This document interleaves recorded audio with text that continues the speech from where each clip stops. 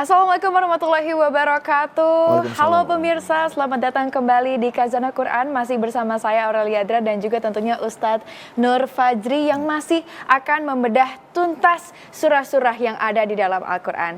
Di episode-episode sebelumnya kita sudah membahas surah-surah pembuka, ada Al-Fatihah, kemudian dilanjutkan juga dengan Al-Baqarah, dan pada episode kali ini kita akan lebih membahas terkait dengan surah Ali Imran, khususnya bagaimana kemenangan iman dan juga struktur keteguhan itu dapat diraih, Ustadz. Baik, Ustadz. Ya. Pertanyaan pertama ini kita langsung saja pada intinya. Baik. Ustadz, ini pasti pemirsa di rumah itu lumayan bertanya-tanya ya. Kenapa sih ada ayat-ayat yang samar di dalam surah Ali Imran ini, Ustadz? Baik. وَالَّذِي أَنزَلَ عَلَيْكَ الْكِتَابَ مِنْهُ آيَاتٌ مُحْكَمَاتٌ هُنَّ أُمُّ الْكِتَابِ وَأُخَرُ مُتَشَابِهَاتٌ. Allah turunkan Al-Quran. Di Al-Quran ada ayat yang muhkamat. Muhkam ya, itu ayat-ayat yang jelas, induknya semua orang langsung paham. Ya. Kemungkinan multitafsirnya minim, bahkan dia levelnya nas dalam usul fiqh itu tidak mungkin ditafsirkan lain. Tapi ada juga wa ukharu mutasyabihat. Selain ayat yang muhkamat, jelas tadi ayat-ayat yang samar, mutasyabihat. Seperti mungkin orang mempertanyakan, mengapa kok misalnya nanti kita bahas di surat An-Nisa ada ayat seperti memperkenankan suami memukul istri. Kan itu ayat samar bagi sebagian orang, ya, menimbulkan pertanyaan. Dan ayat-ayat sejenis. Nah, hikmahnya apa? Disebutkan para pakar usul fikih bahwa hikmahnya agar mungkin bisa diringkas jadi 3 poin. Poin pertama, agar umat Islam itu benar-benar menggunakan akalnya, berpikir, memikirkan. Tentu yang biasanya sampai level ini biasanya sudah para ulama ya, para penafsir. Ini berhubungan dengan topik sebelumnya bahwa jawaban di Al-Quran tidak selalu jawaban yang rinci, bahkan jarang yang rinci. Seringnya jawaban yang sifatnya guidelines umum saja. Agar manusia punya kesempatan berpikir, mengembangkan. Sama halnya ini juga. Bayangkan kalau semua ayat Al-Quran, mohon maaf dalam tanda kutip, jelas, semua orang paham, kurang menantang. Dan kurang mengaktifkan akal kita. Yang kedua adalah supaya terbukti siapa yang penafsirannya lebih benar. Jadi memang ketika para penafsir berbeda pandangan, mensinkronkan ayat yang muhkamat dengan yang mutasyabihat. Nah, kadangkala perbedaan mereka memang perbedaan yang kontradiktif. Nah, dalam hal ini salah satunya lah yang benar. Tapi yang salah tenang saja, tidak pulang dengan tangan hampa, dia dapat pahala 1.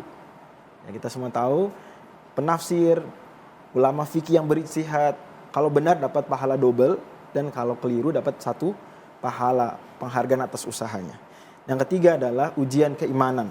Nah, itulah yang Allah Subhanahu wa taala lebih soroti di sini, sekaligus 2 hikmah yang tadi.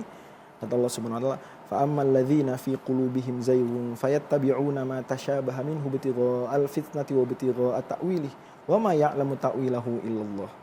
Adapun orang-orang yang di dalam hatinya ada penyakit, maka mereka akan sengaja ikut-ikutan yang ayat-ayat samar ini.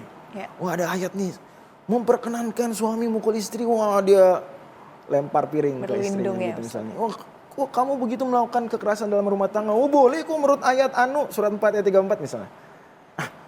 Apa Anda tidak baca uraian para ulama terkait ayat tersebut? Nah, berarti kan dia sengaja cari-cari ayat yang dalam tanda kutip memberikan pembenaran atas diri dia. Nah, kayak gitu ya. Atau bisa di surat Ali Imran ada ayat ya ayyuhalladzina amanu la ta'kulu riba adhafan mudha'afa. Jangan makan riba berlipat-lipat. Sebagian orang menyalahgunakan ayat tersebut, mengatakan saya ribanya dikit kok, tidak berlipat-lipat gitu. Walhal enggak begitu cara memahami ayatnya. Ala kulli hal, itulah 3 hikmah tadi yang juga Allah Subhanahu wa taala sebutkan di ayat ini supaya kita tidak cherry picking. Nah, cherry picking itu salah satu logical fallacy, memilih yang enak-enaknya saja, memilih yang menguntungkan, padahal sebenarnya tidak demikian yang Allah mau. Iya, baik Pak Ustadz. Kalau tadi kita sudah mulai masuk ke ayat-ayat yang ada di dalam surah Ali Imran, kita kembali lagi ke penamaannya ini, kembali menarik ini lagi Ustadz. Baik. Kenapa penamaannya bisa Ali Imran, keluarga Imran gitu. Padahal Imran sendiri kan bukan Nabi ya Ustadz ya. Oh ya, betul sekali, Masya Allah. Ya, benar Kak Aurel. Jadi Imran bukan seorang Nabi, beliau orang soleh, ayah dari, nanti kita kenalan, Maryam alaihissalam. Ibunya Nabi Isa alaihissalam. So Imran bisa kita katakan kakeknya Nabi Isa alaihissalam. Imran berasal dari keturunannya Nabi Daud alaihissalam. Masih Bani Israel nih. Ya, memang surat Al-Baqarah, Ali Imran, An-Nisa, Al-Maidah ini 4 surat yang madaniyah diturunkan setelah Nabi SAW sudah hijrah ke Madinah, dan sudah kita pernah sebutkan bahwa memang banyak hal yang bersinggungan dan berkaitan dengan Bani Israel. Imran, keluarganya Allah Subhanahu wa taala puji di ayat 33. Surat 3 ayat 33 Allah Subhanahu wa taala firmankan, "Innallaha astafa Adama wa Nuha wa ala Ibrahim wa ala Imran 'alal 'alamin." Allah telah istimewakan, pilih istimewa Adam wa Nuhan, Nabi Adam, Nabi Nuh alaihissalam, wa ala Ibrahim wa ala Imran, keluarga Nabi Ibrahim, keluarga Imran. Oke, kalau 3 pertama nama Nabi, wah istimewa sekali Imran ini, bukan Nabi tapi dimention khusus. Nah itulah penghargaan Allah SWT terhadap orang-orang soleh. Di Al-Quran pun ada, bukan Nabi, orang-orang soleh, tapi Allah sebut secara khusus. Taulut di contoh sebelumnya juga termasuk bukan Nabi. Jadi jangan salah baca surat Al-Imran, enggak, bukan Al-Imran, beda dengan Al-Fatihah, Al-Baqarah, tapi Ali Imran. Al artinya keluarga Imran. Keluarga Imran ini nanti ada ceritanya. Bisa cerita sekarang berarti ya, Kak Aurel? Okay. Boleh, silahkan Ustaz. Istri beliau namanya Hannah, istri Imran, lama tidak punya keturunan. Sama seperti saudarinya Hannah, Elizabeth, istrinya Nabi Zakaria. Jadi Elizabeth dan Hannah ini kakak beradik. Ayah mereka namanya Fakud. Keturunan kalau ditarik ke atas Nabi Harun alaihissalam. Dua-duanya ini dua pasang yang tidak kunjung punya keturunan. Ya. Kemudian Hannah bernazar, "Inni nazartu laka ma fi batni muharrara." Ya Allah, kalau hamil maka saya nazarkan ini anak saya nanti keturunan ini saya jadikan abdi dalamnya Baitul Maqdis. Nah, jadikan orang yang berdedikasi di Baitul Maqdis, di Masjidil Aqsa. Tentu waktu itu namanya bukan masjid ya, tapi itulah hakikatnya bangunan tempat ibadah. Ternyata lahir apa? Perempuan. Anggapan waktu itu, dan memang Al-Quran datang juga untuk merevolusi budaya-budaya yang mungkin berlebihan, ya, adalah kalau abdi dalam Baitul Maqdis ya bukan perempuan tapi laki-laki. Ternyata yang lahir perempuan, tapi tetap karena sudah dinazarkan, jadilah Maryam alaihissalam abdi dalam di dalam Baitul Maqdis, menjadi ahli ibadah di situ, mengurus Baitul Maqdis, masya Allah. Nah, suatu ketika Nabi Zakaria masuk ke tempatnya biasanya Maryam. Loh, Maryam sedang ibadah, di situ ada makanan. Dalam literatur tafsir disebutkan makanan tersebut unik. Kalau tidak mau disebut aneh ya, karena bukan musimnya tapi kok buahnya ada. Mungkin kalau di Indonesia bukan musim kedondong, tapi ada buah kedondong. Bukan musim mangga, bukan musim durian, ada mangga, ada durian. Demikian. Maka bertanya Nabi Zakaria, "Anna laki hadza?" Dari mana ini wahai Maryam? Allah sebutkan di rangkaian ayat tersebut ya. Kata Maryam, "Huwa min indillah," dari Allah Subhanahu wa taala. Maryam bukan nabi juga. Dan ini diistilahkan para ulama keistimewaan hal di luar kebiasaan untuk non nabi itu namanya karomah. Jadi meskipun bukan nabi, mereka ini para wali. Dan Ahlus Sunnah wal Jamaah, kaum muslimin umumnya, mereka mempercayai orang soleh pun punya sesuatu yang di bawah mukjizat, tapi istimewa juga, yaitu karomah. Nabi Zakaria melihat, oh bisa ternyata buah Allah munculkan tanpa di musimnya. Ya saya juga bisa dong optimis, istri saya bisa hamil meskipun sudah tidak musimnya lagi, sudah lansia. Berdoalah Nabi Zakaria, Allah kabulkan, Elizabeth hamil, lahirlah siapa? Anak Nabi Zakaria? Nabi Yahya alaihissalam. Jadilah nanti Maryam juga ketika melahirkan Nabi Isa dan Nabi Yahya alaihissalam berdakwah bersama-sama. Iya, iya. Baik Ustadz, ini menarik, sesuai dan sejalan juga dengan yang sudah kita bahas di episode sebelumnya, bahwa keluarga lagi-lagi merupakan madrasah pertama bagaimana seseorang kemudian bisa tumbuh menjadi seseorang yang baik dan bertakwa kepada Allah Subhanahu wa taala. Nah, Ustadz, ini menarik terkait dengan Maryam, perempuan Ustadz, tapi menjadi abdi dalamnya pada saat itu berarti Baitul Maqdis gitu ya Pak Ustadz.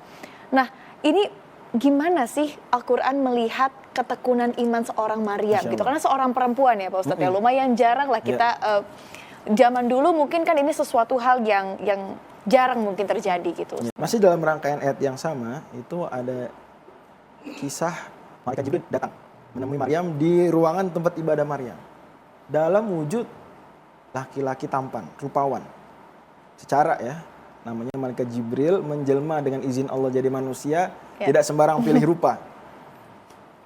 Cerita yang sama bahkan mungkin lebih menyoroti dimensi ini ada di surat Maryam alaihissalam. Jadi Maryam nanti diistimewakan juga dengan nama surat khusus, surat nomor 19. Insya Allah nanti kita akan bahas ya kalau sudah sampai tempatnya di juz 16. Nah, maka Maryam justru malah bertawud gitu, didatengin cowok ganteng di tempat yang berduaan saja. Naudzubillah min dzalik gitu kira-kira mungkin bahasa kita. A'udzubillahi minki. Kalau di surat Maryam gitu, a'udzubillahi minki. Aku berlindung pada Allah darimu. Jadi jangan coba-coba macam-macam sama saya. Ini bukti ketakwaan, kesolehan. Dan kita sangat butuh sebetulnya di masa penuh fitnah, penuh godaan hari ini. Kita butuh ketangguhan iman. Tidak hanya para laki-laki yang tangguh iman yang ketika diuji seperti itu, juga kita berdoa mudah-mudahan Allah SWT juga jaga imannya para perempuan, para remaja putri Indonesia dan seluruh dunia. Amin ya rabbal alamin. Nah, akhirnya Jibril menjelaskan apa maksud kedatangannya, tapi menarik juga Jibril tidak langsung menjelaskan di awal atau Maryam setidaknya salah memahami, di situ semakin terbukti kesolehannya. Kemudian ingin meniupkan ruh, yang itu kelak menjadi apa?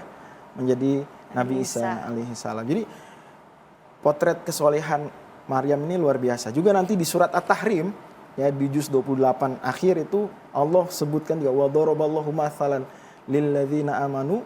Salah satunya adalah Maryam alaihissalam.